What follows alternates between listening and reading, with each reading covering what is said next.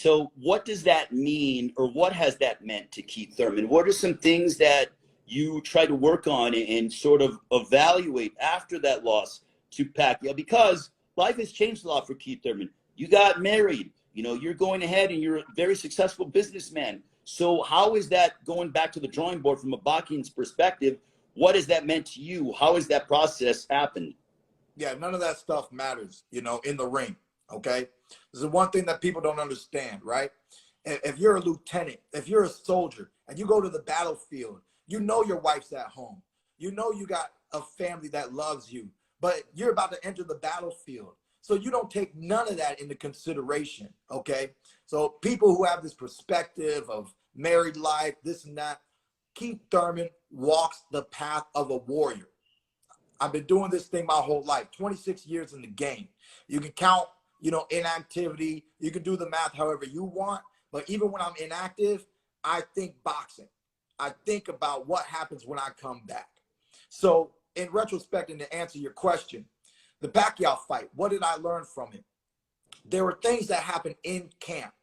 There are things that happened in my off season. Losing 35 pounds in 11 weeks was not the right move, okay? You know, I lost 35 pounds in 11 weeks to fight Josecito Lopez. But after making 147 back in 2019, there was no need for me to blow up and rehydrate to such a heavy weight. That was very unhealthy. That was very unprofessional of me, okay? I take full responsibility. I do not blame others, okay? So that is fact number one. Number two, it was a great fight. It was a close fight. There were so many close rounds in that fight. I was 15 punches away from victory. I lost by 1 point. So you take any round that I lost, it could even been the 12th round. If I would have just thrown 15 more punches, I would have been able to solidify my victory regardless of the knockdown in the first round. So what is Thurman's takeaway? Thurman needs to throw more punches. Don't leave it up to the judges. And if you leave it up to the judges, you got to at least put in the effort so that the judges see that your hands are moving.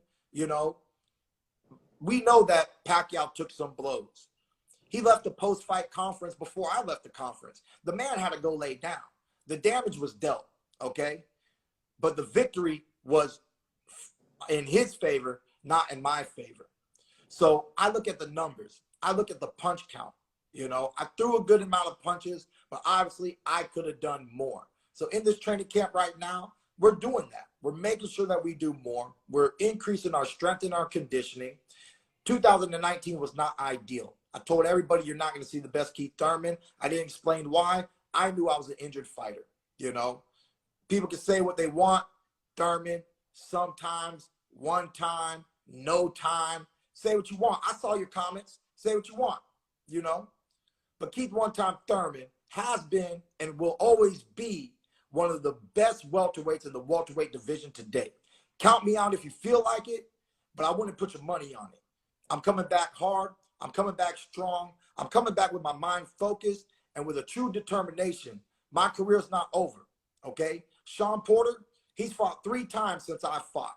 The man thinks he's done enough. He's done enough. We respect him. We salute him. And we thank him for the dedication that he did throughout his career and what he brought to the welterweight division, the way that he challenged me, the way that he challenged Spence, the way that he challenged Crawford, Ugas, and all the tremendous champions that he has on his resume. He's had a full career. Every athlete and fighter is an individual. My story is not over. And that's what this year, 2022, is all about. To re-solidify myself in this welterweight division and just show the fans and show the world. You know, I feel like Roy Jones Jr. Y'all must have forgot. Y'all must have forgot. I was going toe-to-toe, blow for blow. You say I can't take a body shot, yet I take them, and I haven't been down.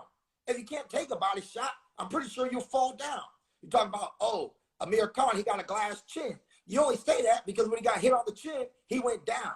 So I don't got no glass ribs. I stay up, okay? I take body shots that were landed, that were devastating, and I stay up. That's a real warrior. That's something that most people won't know because most people don't know ish about boxing. They haven't been in the ring, And that's okay. Have your opinions. I'm a warrior. I'm here for the sport.